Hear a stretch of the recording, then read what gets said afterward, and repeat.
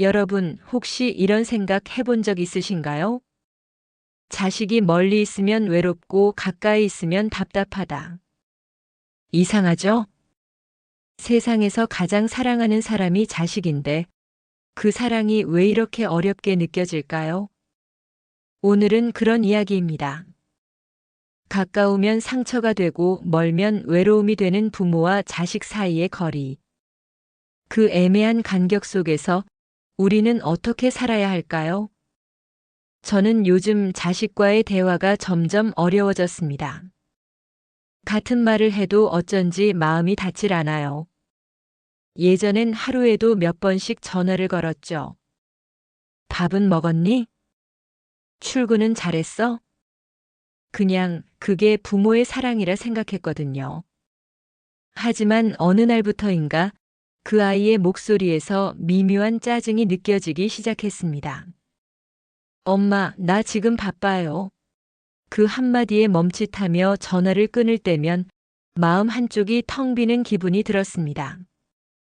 그러면서 스스로에게 변명했어요. 이게 다 사랑인데 왜 저렇게 차갑게 말할까? 요즘 젊은 애들은 원래 그런가 보다. 하지만 마음 깊은 곳에서는 내가 뭘 잘못한 건 아닌가 계속 되묻곤 했습니다. 그 아이가 독립한 이후 제 하루는 그 아이의 안부로 시작해 그 아이의 소식으로 끝났습니다. 그 애가 먹던 음식 냄새만 나도 문득 마음이 흔들렸어요. 이거 해주면 좋아하겠지? 이 옷은 그의 스타일일까? 그렇게 매일 자식의 빈 방을 한 번씩 들여다보는 게 습관이 되었죠. 어느 날 퇴근길에 딸 생각이 나서 갑자기 음식 한 상을 싸들고 찾아갔습니다. 엄마가 너가 좋아하던 미역국 끓여왔어. 그때 아이가 당황한 표정으로 말했죠. 엄마 미리 말이라도 좀 하지. 지금 친구들 왔어. 그 말의 순간 몸이 굳었습니다. 내가 민폐가 된 건가?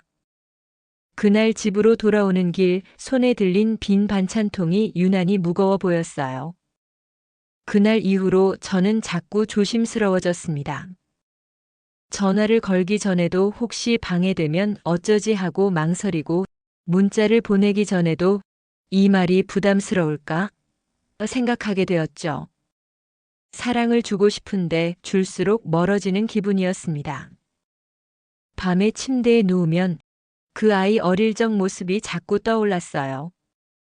작은 손으로 제 얼굴을 잡고 엄마, 나 엄마 없으면 못 살아. 하던 그 시절, 그 말 한마디에 세상이 다 내 편 같았는데 이제는 그 애가 제게서 조금씩 멀어지고 있었습니다. 그럴 때마다 저는 스스로를 위로하곤 했습니다. 괜찮아, 다 그런 거야. 자식은 크면 떠나는 거지. 하지만 입으로 그렇게 말하면서도 가슴속 어딘가는 계속 허전했어요. 누군가는 말하더군요. 부모는 자식을 키우는 게 아니라 서서히 떠나보내는 법을 배우는 거라고. 그 말이 맞는지도 모르겠습니다. 하지만 막상 그 순간이 오면 그게 이렇게 아플 줄은 몰랐어요. 요즘은 집에 혼자 있는 시간이 길어졌습니다. TV를 켜놓고 소리만 듣다가 불쑥 얘야 잘 지내지? 하고 말을 걸 때가 있습니다. 대답은 없지만 그냥 그렇게라도 입을 열면 마음이 좀 놓이니까요. 가끔 친구들이랑 만나면 다들 똑같이 말합니다. 요즘 애들은 부모랑 거리 두기를 잘해. 그 말이 꼭 위로 갔다가도 어쩐지 마음이 더 쓸쓸해집니다. 나는 정말 거리 때문에 힘든 걸까? 아니면 사랑을 표현하는 법을 잊어버린 걸까? 그날 이후 저는 생각했습니다. 가까우면 상처, 멀면 외로움. 그 말이 왜 이토록 내 가슴에 와닿을까? 사랑이 이렇게 어렵고 함께 있다는 게 이렇게 복잡한 일이었나? 그냥 그의 얼굴 한번 보고 싶은 마음뿐인데. 그게 왜 이렇게 힘들까? 그날은 아무 특별한 날이 아니었습니다. 그냥 평소처럼 딸아이에게 전화를 걸었죠. 퇴근했니? 요즘 밥은 좀 챙겨 먹어? 늘 하던 말, 늘 하던 목소리였습니다. 그런데 그날은 전혀 예상치 못한 답이 돌아왔습니다. 엄마, 제 인생 좀 그냥 두세요. 순간 귀를 의심했습니다. 그 한마디가 너무 낯설고 너무 차가워서 말문이 막혔습니다. 잠시 정적이 흘렀죠. 핸드폰 너머로 들려오던 숨소리가 세상의 모든 소리를 삼켜버린 듯 했습니다. 그래, 알겠어.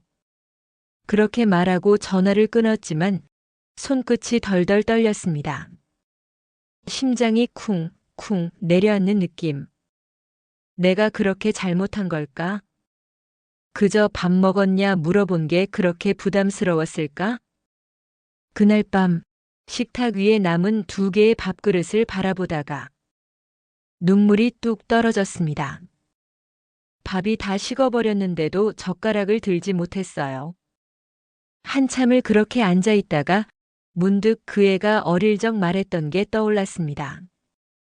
엄마, 나 커도 엄마랑 같이 살 거야. 그 말이 왜 그렇게 아프게 떠오르던지요. 다음 날 아침 눈을 떴는데 마음이 텅 비어 있었습니다. 그동안 매일같이 하던 일들, 반찬 싸기, 전화하기, 문자 보내기, 그 모든 게 갑자기 멈춰버린 듯 했죠. 주방 한켠에 반찬통이 쌓여 있었고 그 위엔 제가 써둔 쪽지가 있었습니다. 딸 사랑해. 이제 그 말조차 부담이었을까요? 그 쪽지를 찢지도 못하고 버리지도 못했습니다. 며칠 뒤 딸에게서 아무 연락이 없었습니다. 처음엔 바쁘겠지 하며 기다렸지만 하루가 지나고 이틀이 지나도 전화는 오지 않았습니다. 그제야 깨달았어요. 내가 너무 자주, 너무 깊이 그 아이의 삶에 들어가 있었다는 걸.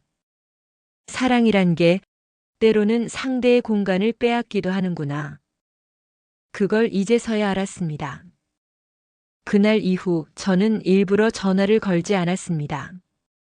문자를 보내려다 멈추고 그저 조용히 하루를 보냈죠. 그런데 이상하게도 침묵 속에서 더 큰 외로움이 밀려왔습니다. 이렇게 아무 말도 하지 않으면 혹시 영영 멀어지는 건 아닐까? 그 불안이 가슴을 조여왔어요. 저녁이 되어 TV를 켜보지만 눈에 들어오지 않았습니다. 드라마 속 대사 하나가 유난히 마음에 걸렸어요. 가까움에도 예의가 필요하다. 그 말이 심장을 콕 찔렀습니다. 그날 밤 거실 불을 다 끄고 창가에 앉았습니다. 불빛 하나 없는 어둠 속에서 휴대폰 화면만 켜져 있었습니다. 그 속에 읽지 않은 표시가 떠 있는 마지막 메시지. 밥은 잘 먹고 있지? 그 짧은 문장이 세상에서 제일 무거운 말처럼 느껴졌습니다. 그 순간 마음속 어딘가에서 이게 사랑이었을까? 아니면 집착이었을까? 조용히 물음이 올라왔습니다. 그건 자책이 아니라 처음으로 나를 바라보는 시간이었어요. 사랑이란 이름으로 자식을 내 품 안에 붙잡아 두려 했던 제 모습. 그게 그 아이에겐 세상에서 가장 숨막히는 울타리였을지도 모르겠다는 생각이 들었습니다. 그날 밤 저는 스스로에게 말했습니다. 그래, 이제는 놔줄 때가 된 거야. 하지만 마음은 여전히 흔들렸습니다. 놓아야 하는 건 알겠는데 그게 이렇게 외롭고 이렇게 무서울 줄은 몰랐거든요. 그날 이후로 제 하루는 조금 달라졌습니다. 아침에 눈을 뜨면 휴대폰을 먼저 확인하지 않습니다. 대신 창문을 열고 햇살을 바라봅니다. 오늘도 잘 있겠지? 그렇게 스스로를 다독이며 조금씩, 아주 조금씩 내 마음의 거리를 배우기 시작했습니다. 시간이 조금 흘렀습니다. 딸은 여전히 바빴고 저는 여전히 그 아이의 소식을 기다렸습니다. 아침이면 커피를 내리며 오늘은 연락이 올까? 하고 생각했습니다. 그게 습관이 되었죠. 하지만 하루, 이틀, 일주일이 지나도 전화벨은 울리지 않았습니다. 그 빈 공간이 점점 커졌습니다. 휴대폰을 손에 쥔 채로 내가 먼저 연락하면 또 부담스러워 하겠지? 그 생각 하나가 나를 꼼짝 못하게 만들었습니다. 어느 날 저녁, 퇴근 후 텅 빈 거실에 불을 켜는데 불빛이 너무 밝게 느껴졌습니다. 누군가 옆에 있었으면 좋겠다는 생각이 유난히 짙게 스며들었죠. 그래서 TV를 켰습니다. 그런데 아무리 채널을 돌려도 마음이 허전했습니다. 드라마 속 배우들이 웃고 떠들어도 그 소리가 내겐 너무 멀리서 들렸습니다. 그때 문득 깨달았습니다. 이건 외로움이 아니라 공허함이구나. 누구의 말 한마디가 그리운 게 아니라 나라는 존재가 누군가에게 필요 없다는 느낌. 그게 이렇게 고통스러울 줄 몰랐습니다. 그때부터 이상한 버릇이 생겼습니다. 밤마다 딸의 SNS를 들어가 보는 겁니다. 사진 속에서 웃고 있는 얼굴, 친구들과 함께 찍은 모습, 생일 케이크 앞에서 환하게 웃는 표정. 그 모든 게 예뻤지만 한편으로는 내 자리가 없다는 사실이 가슴을 쿡쿡 찔렀습니다. 나 없이도 잘 사네. 그 생각이 스쳐가자 괜히 눈물이 났습니다. 그 눈물이 흘러내릴 때마다 이상하게 분노가 올라왔습니다. 내가 이렇게 키웠는데, 이렇게 마음 써줬는데, 왜 이렇게 차가워졌을까?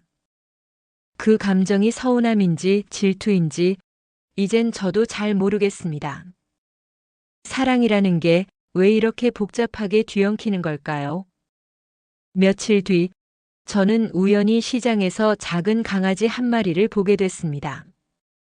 눈을 꼭 마주치는데 왠지 모르게 마음이 끌렸어요. 그날 그 아이를 데려왔습니다. 이름은 별이.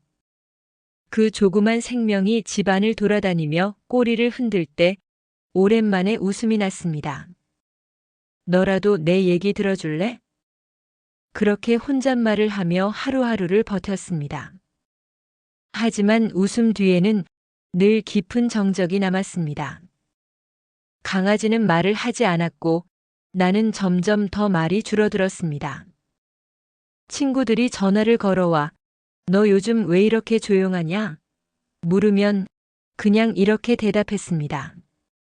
그냥 다들 바쁘잖아. 사실은요, 그 말 뒤에 숨어있던 진짜 속마음은 이거였습니다. 나도 누군가에게 필요하다고 느끼고 싶었어. 그때부터 저는 자주 혼잣말을 하게 됐습니다. 나는 언제부터 이렇게 조심스러운 사람이 됐을까? 왜 내 사랑이 자꾸 미안함이 될까? 그 질문이 밤마다 머리를 맴돌았습니다. 잠을 자도 꿈에서도 딸의 얼굴이 나왔습니다. 웃고 있는 모습, 하지만 돌아서면 아무 말도 하지 않는 뒷모습. 그게 참 이상했어요. 가까이 가고 싶은데 한 걸음 다가서면 사라지는 꿈속의 그림자 같았죠. 그날 밤 저는 오랜만에 일기를 썼습니다. 가까이 다가가면 상처가 나고 멀어지면 외롭다. 그 사이 어딘가에 우리가 함께할 자리가 있을까? 그 문장을 쓰고 나서야 처음으로 울음이 터졌습니다. 그건 분노도 원망도 아니었습니다. 그저 사랑이 갈 곳을 잃어버린 눈물이었습니다. 그리고 저는 알았습니다. 진짜 시련은 외로움이 아니라 사랑할 방법을 잃는 순간이라는 걸. 그날 밤 저는 다시 일기장을 펼쳤습니다. 가까이 다가가면 상처가 나고 멀어지면 외롭다. 그렇다면 그 사이 어디쯤에서 우리는 서로를 잃지 않을 수 있을까? 펜끝이 멈춘 그 순간 제 안에서 작게 속삭이는 목소리가 들렸습니다. 그래, 이제는 다가가려 하지 말고 그저 곁에 있어주는 걸로 만족하자. 그 다음 날부터 저는 딸의 전화를 기다리지 않았습니다. 대신 하루를 조금 더 바쁘게 살기로 했죠. 동네 도서관에 가서 책을 빌리고 아파트 화단에 물을 주며 이웃들과 인사를 나누었습니다. 누군가와 마주보며 웃을 수 있다는 것만으로도 세상이 조금 덜 쓸쓸하게 느껴졌습니다. 별이와 함께 걷는 길도 달라졌습니다. 전엔 외로움을 달래기 위해 나섰던 산책이 이제는 마음을 다스리는 시간이 되었죠. 새벽 공기 속에서 숨을 고르고 있으면 문득 이런 생각이 들었습니다. 내가 행복해야 딸도 편히 살겠지. 그 말을 마음속으로 되뇌다 보면 이상하게도 마음이 한결 가벼워졌습니다. 며칠 뒤 딸에게서 오랜만에 전화가 왔습니다. 엄마, 주말에 잠깐 들러도 돼? 그 짧은 한마디가 그렇게 따뜻할 수가 없었습니다. 그날 집안 곳곳을 청소하면서도 이상하게 마음이 조용했습니다. 예전 같으면 뭘 먹여야 하지? 기분은 어떨까?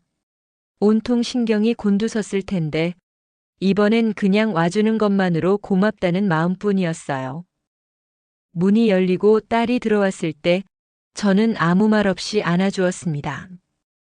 그리고 웃으며 말했죠. 밥은 내가 해줘도 되겠다. 딸이 피식 웃었습니다. 그 웃음 속엔 오래 묵은 벽이 살짝 무너지는 느낌이 있었죠. 식탁에 마주 앉아 별이 얘기를 하고 딸이 회사 일 이야기를 하는 그 시간. 짧았지만 따뜻했습니다. 그날 밤 딸이 돌아간 뒤 텅 빈 거실을 바라보며 문득 깨달았습니다. 이제는 이 거리가 좋다.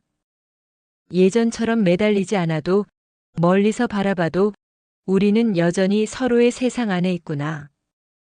시간이 조금 더 흘렀습니다. 요즘 저는 자주 하늘을 올려다봅니다. 별이와 산책을 하다 보면 그때 딸이 보낸 메시지가 떠올라요. 엄마, 나도 하늘 봤어. 그 문장 하나가 제 삶의 방향을 바꿨습니다. 사랑은 붙잡는 게 아니라 흘려보내는 용기라는 걸 그제야 깨달았습니다. 가까우면 부딪히고 멀면 잊혀질 것 같지만 그 사이엔 믿음이라는 공간이 있습니다. 그 믿음이 있으면 서로 다른 길을 걸어도 마음은 언제나 같은 하늘 아래 이어져 있습니다. 이제 저는 이렇게 말할 수 있습니다. 가까우면 상처고 멀면 외로움일지라도 그 사이 어딘가에는 사랑이 머물 자리가 있다. 그 자리를 찾아가는 게 부모의 마지막 성장 아닐까요? 그리고 저는 오늘도 그 거리를 지켜봅니다. 조금 멀리서 그러나 따뜻하게. 그게 우리가 서로를 오래 사랑하는 방법이니까요. 행복담소였습니다. 구독과 좋아요는 사랑입니다.